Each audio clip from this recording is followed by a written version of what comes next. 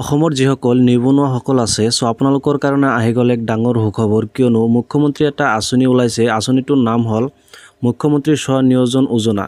এই আঁচনিটোৰ জৰিয়তে যিসকল নিবনুৱা আছে নিবনুৱাসকলে 2 লাখকৈ টকা সাহায্য পাব চৰকাৰৰ ফালৰ পৰা আৰু সেই টকাৰ জৰিয়তে আপোনালোকে নিজে এটা বিজনেছ আৰম্ভ কৰিব পাৰিব।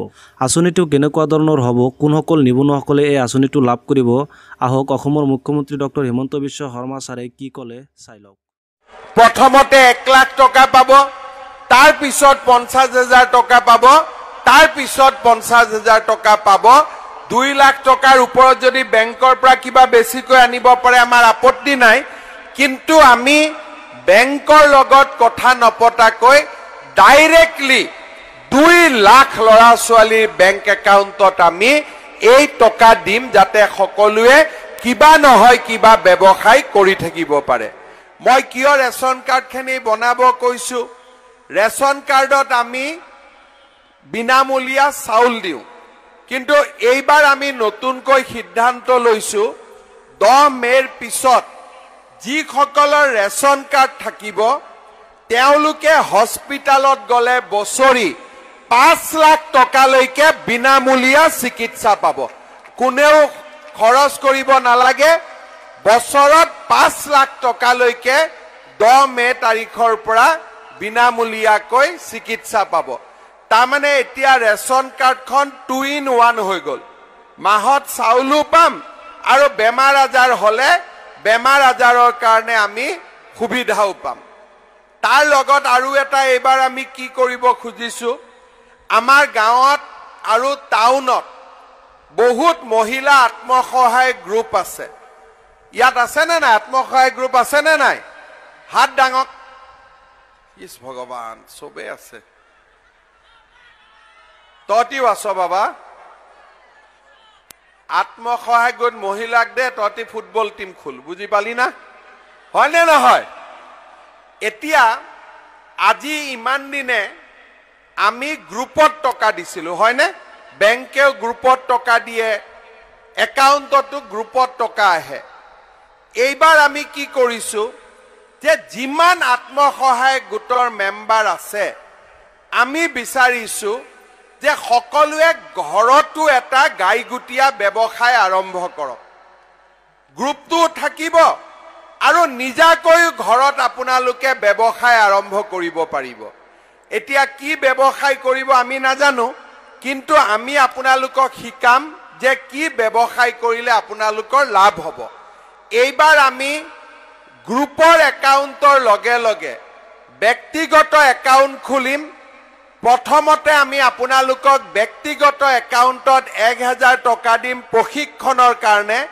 তাৰ পিছত গ্ৰুপৰ সকলো মেম্বাৰৰ বেংক একাউণ্টত গাইগুটীয়া কৰি আমি 10,000 টকাকৈ আপোনালোকৰ বেংক একাউণ্টত আমি সোমাই দিম।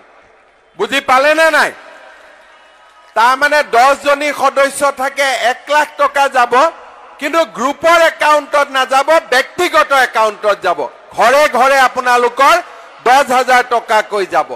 ইয়াৰ ফলত আপোনালোকে ঘৰত মহিলাসকলে নিজাকৈ এটা ব্যৱসায় কৰিব পাৰিব আৰু গ্ৰুপৰ কামো আপোনালোকে কৰি থাকিব পাৰিব। আজি আমাৰ অসমত 3 লাখ আত্মসহায়ক গ্ৰুপ আছে। প্ৰত্যেক গ্ৰুপতে 10 গৰাকীকৈ মহিলা আছে।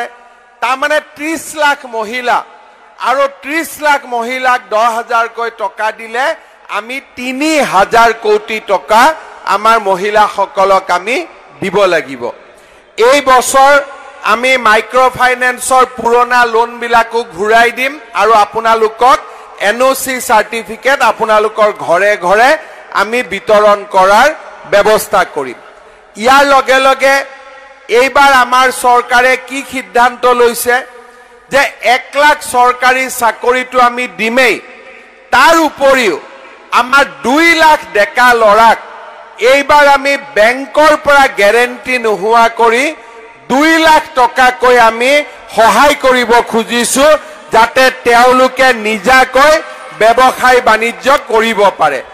তাৰ উপৰিও আমাৰ চৰকাৰী চাকৰি আমি যি 1 লাখ চাকৰি দিম বুলি কৈছিলো, অহা মে মাহত এই চাকৰি দিয়াৰ প্ৰক্ৰিয়া আমি শেষ কৰিম আৰু তাৰ পিছত আমি 1 লাখতকৈ ওপৰত গৈ আৰু নতুন নতুন আমি চাকৰি ল'ৰা ছোৱালীৰ কাৰণে বিজ্ঞাপন দিয়াৰ আমি ব্যৱস্থা কৰিম শ্ৰদ্ধা ৰাইজ আমি হায়াৰ সেকেন্ডাৰীৰ ছোৱালীসকলক স্কুটি দিছিলো এইবাৰৰ পৰা আমি ক্লাছ 9ত পঢ়া ল'ৰা ছোৱালী দুইটাকে আমি সাইকেল দিয়াৰ ব্যৱস্থা কৰিম আমাৰ বিনামূলীয়া বহুত কেইখন ছাত্ৰ ছাত্ৰীৰ কাৰণে আমি আঁচনি কৰিছো হোষ্টেলত থাকিলে হোষ্টেলৰ মেছ ডিউজৰ সহায় কিতাপ কিনাৰ কাৰণে হায়াৰ সেকেন্ডাৰীৰ পৰা ডিগ্ৰী ল'ৰা ছোৱালীক আমি পইচা দিছো আৰু যেতিয়া ছোৱালীসকল পোষ্ট গ্ৰেজুৱেটত পঢ়ে তেওঁলোকক আমি মাহত 1000 কৈ টকা দিছো